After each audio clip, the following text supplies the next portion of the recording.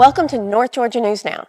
Coming up today in local news, Dalton Police Department is seeking help on identifying a couple of shoplifters who helped themselves to more than $1,500 worth of merchandise on Monday morning. The Georgia Historic Society honors the Whitfield Murray Historical Society as Affiliate Chapter of the Year. Georgia Secretary of State Brad Raffensperger visited Dalton on Tuesday to perform a health check on area voting equipment. Senator Chuck Payne of Dalton has been appointed chairman of the Committee on Veterans, Military, and Homeland Security. And meet the Humane Society of Northwest Georgia's Pets of the Week. Then Holly Presley will share WDNN's community calendar, but first, here are the obituaries.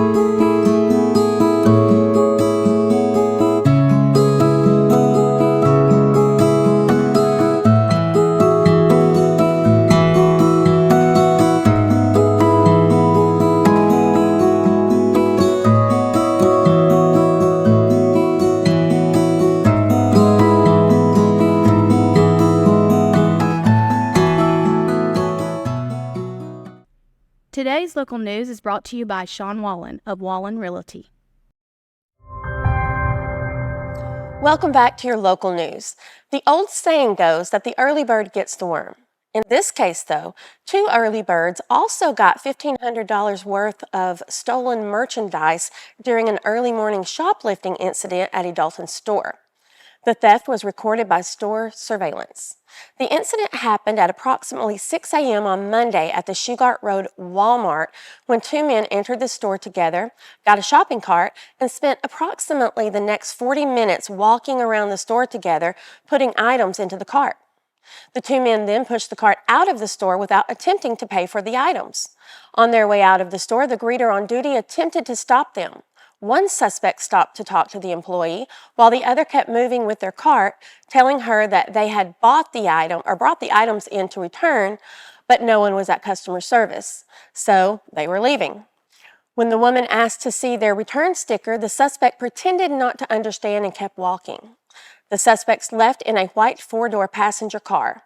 After reviewing the video, the store's loss prevention staff reported that the men stole 23 items valued at $1,526.95. The stolen items included 5 robotic home vacuums, several knives, 2 backpacks, various clothing items for men, a tent, and 2 necklaces. The suspects were both black males. One suspect had closely cropped hair and was wearing a white hoodie with purple pajama-style pants with an oval logo printed all over them. The second suspect wore jeans and a denim button-up shirt with a white undershirt and a blue and beige flannel wool-lined jacket with a hood pulled over his head. Both suspects were pictured by store surveillance. If you recognize these men or have more information about this crime, please contact Detective Clinton Travis at 706-278-9085, extension 9-231. The Georgia Historical Society has named the Whitfield Murray Historical Society the 2023 Affiliate Chapter of the Year for its work in promoting history education in the Whitfield Murray community. The award was presented at the Whitfield Murray Historical Society's annual meeting on Sunday, January 1st by Elise Butler, Georgia Historical Society Manager of Programs and Special Projects, and was accepted by Whitfield Murray Historical Society President Dale Lohman and Trustee Chair Sue Crawford. The local organization has been a part of the Georgia Historical Society's affiliate chapter program for over 35 years, Butler acknowledged, adding that their educational programming and care for historic sites, as well as their support of the Georgia Historical Society Historical Marker Program, helps to ensure that the history of Whitfield and Murray counties be accessible to residents and visitors alike. The Georgia Historical Society's affiliate chapter program was established in 1996 to provide resources to local historical organizations and provide opportunities to those organizations to learn from one another, thereby developing a more informed network of institutions dedicated to sharing the many local stories that make up Georgia's rich and diverse history. Today, the program includes nearly 200 participating organizations. Each year, the Georgia Historical Society selects one affiliate member to be recognized as the Affiliate Chapter of the Year for its exemplary leadership in the field of Georgia state and local history. In other local news, Georgia's Secretary of State Brad Raffensperger visited Dalton on Tuesday morning to conduct health checks on voting equipment stored at 205 North Selvage Street. These checks are part of his promise to ensure voter security. Raffensperger says the health checks are one of several preemptive measures to assure voter confidence by checking software and hardware of ballot scanners. He was joined by his lead system specialist, Chris Ballou. We sent WDNN's Kyle Presley out with a camera, and here's what we learned. We've been doing what we call our health security checks, starting about mid-year last year. Probably started a little bit maybe before that. We have 159 counties. Today we're about number 145, maybe something like that. By the end of this week, early week next week at the latest, depending on weather, things like that, we'll hit 159, so we'll be done the health security check. But typically what we're doing here, if you look at this, what we have is like a sample ballot. You just kind of look at that. And so these are just, it's a fake ballot, a phantom ballot, but it's for different races. So we have for judge of probate court, vote for Tom Doolin. County Commissioner at Large, vote for Jim Coach Ween. So then what we're going to do, and Chris Ballou from our office has been doing these along with his team of folks, traveling all over the state. But we just come here and we'll drop it. I can put that one in here. That one's going in, upside down, I guess you say. And then after we're done, what we will do is we'll do a check on the ballot, and we look at how many ballots we put in, who do we vote for, and then we marry up all the numbers to make sure that they all line up, and Chris can step us through that. And if we're doing this through all 159 counties, we'll have voters understand that before the election for the presidential primary, that'll be the first election that we'll have, other than a few special elections going on in Georgia. This will be the first statewide race that we'll have presidential primary on Tuesday, March 12th. During the election cycle, as part of our health security checks, we'll be doing at the beginning, before the election starts, LNA testing. That stands for logic and accuracy testing. That during the election, as we're working the election process, we're going to have something that's called parallel monitoring. And then obviously we will be encouraging at the local level, the precinct workers, encourage voters to check their ballot. Before you cast your ballot, this is actually a hand-marked paper ballot right here. And this just, shows you that no matter how it's done, it can still, read that. I'll actually, run this one, put there, system was ready, and run that through there. As when it prints out from the ballot marking device, which are these over here, and Chris is also verifying those today as well, that you then can be bringing over here and it'll be scanned. So we give people that, and then after the race, we'll be doing audits, additional audits. We put those in the state law to know true that we can audit, virtually any race in Georgia. Georgia right now is recognized as one of the top states in the country for election integrity. No matter how you vote in Georgia now, it's all based on photo ID. We are the only state in America that has photo ID for all forms of voting. We have photo ID to vote early, photo ID for early voting, day election, but also for absentee voting. Voters' number one concern right now is non-citizen voting. And that's why voters are demanding that the General Assembly, and that's what we've told the General Assembly, they need to pass a constitutional amendment that only American citizens are voting in our elections. You do any kind of research, any kind of polling, that's their number one concern. When they see this open borders, they also see that right now our office is being sued to stop us from doing citizenship verification. We beat back the lawsuit that we had from Stacey Abrams. Now there's another lawsuit that's challenging the Department of Driver Services to do citizenship verification. And that's kind of one of the ways that people are trying to get non-citizens to be able to vote in our elections. So we're going to continue to push back on that. We believe that we will win because state law is very clear. That's why we want a constitutional amendment. State law you can sometimes change, but constitutions are very difficult. So put that into place. I think that'll give voter confidence. The other big concern that voters have when they see what's happening worldwide is they want to make sure that there's no foreign money coming in and trying to buy or influence our elections. And there's a federal prohibition against that. We don't have a state prohibition. We're asking the General Assembly to pass a law to make sure there can be no foreign money from China, Russia, Iran, or anywhere else coming in and trying to influence or buy an election or push it one way or the other. We think those things will all give voters confidence and elevate the transparency of the process. And those are the top issues that voters are really faced with right now. And that's what really concerns them. Ballou reports that the scanners in Dalton are in good shape. The Secretary of State's office will be conducting tests like these in 159 counties across Georgia ahead of upcoming elections. When we return, I'll tell you about Senator Chuck Payne's new post, and we'll introduce you to the Humane Society of Northwest Georgia's Pets of the Week. So stay with us.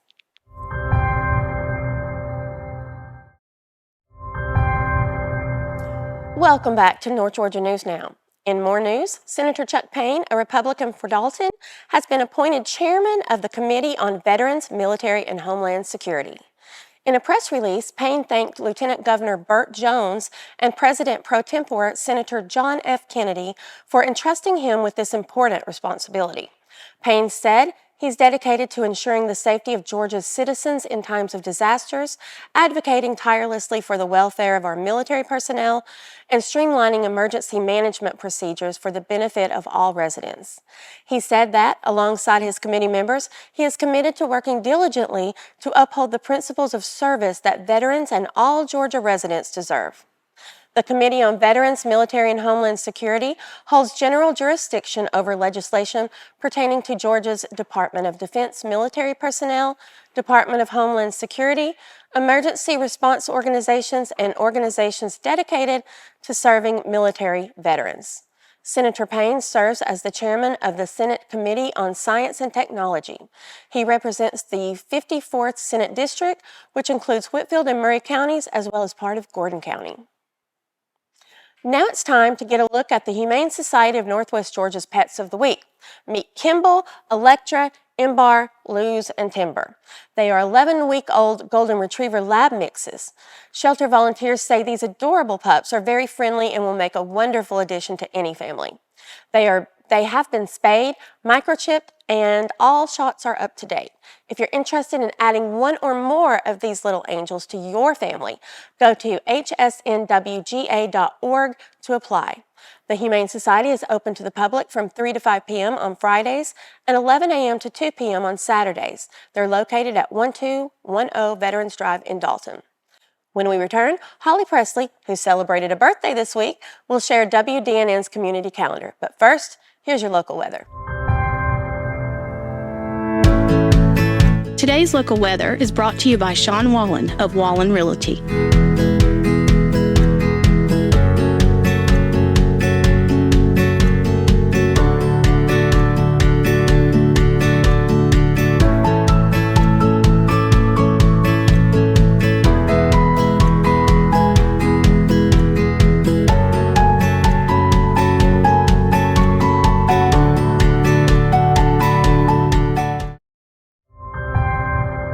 Welcome back. It's time for WDNN's Community Calendar. Here are some things going on around the area. A quinceañera and bridal expo is set to take place this Saturday, January 27th from 12 noon to 5 p.m. at the Dalton Convention Center. This free-to-the-public event will feature a fashion show and will offer discounted rates for all of your needs.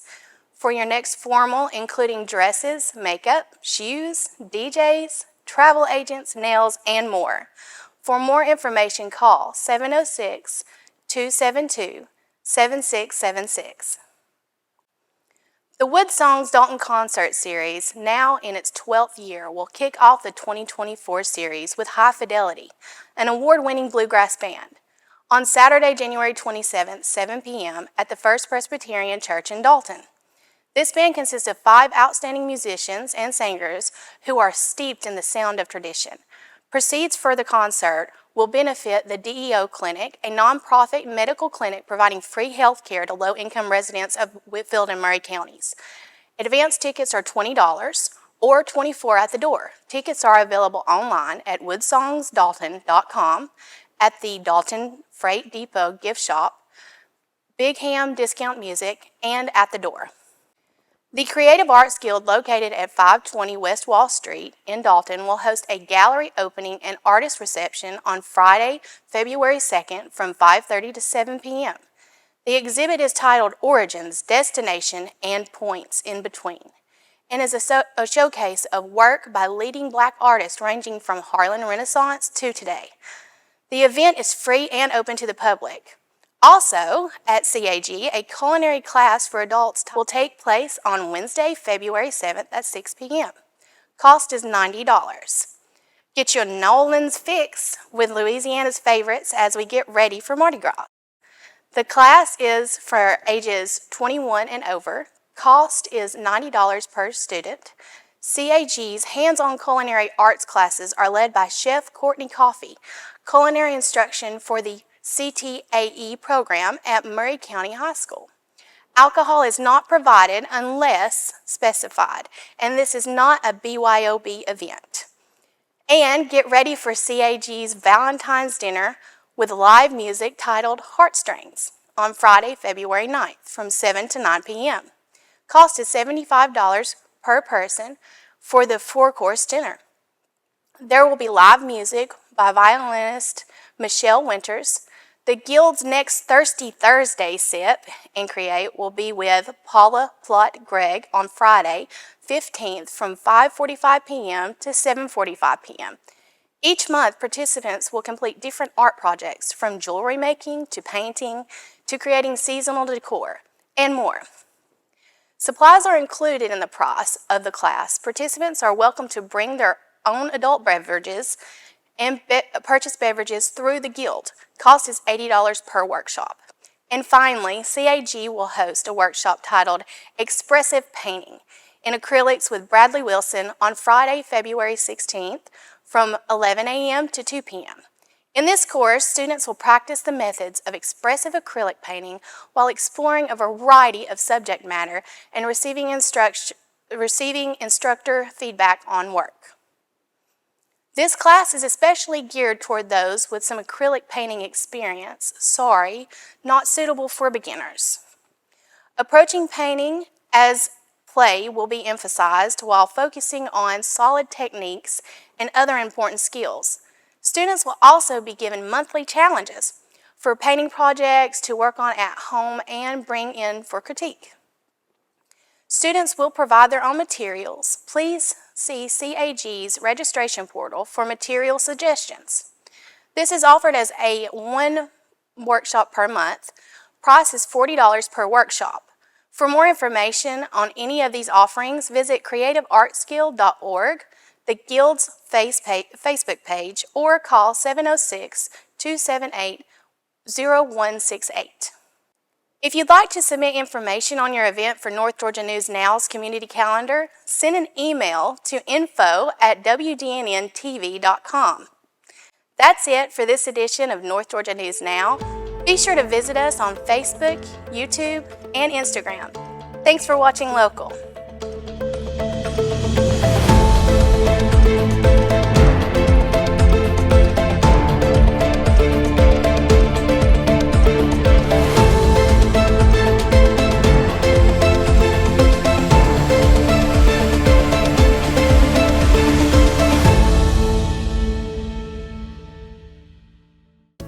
Thanks for watching. Make sure to click that subscribe button as well as bell notifications so you won't miss any new videos.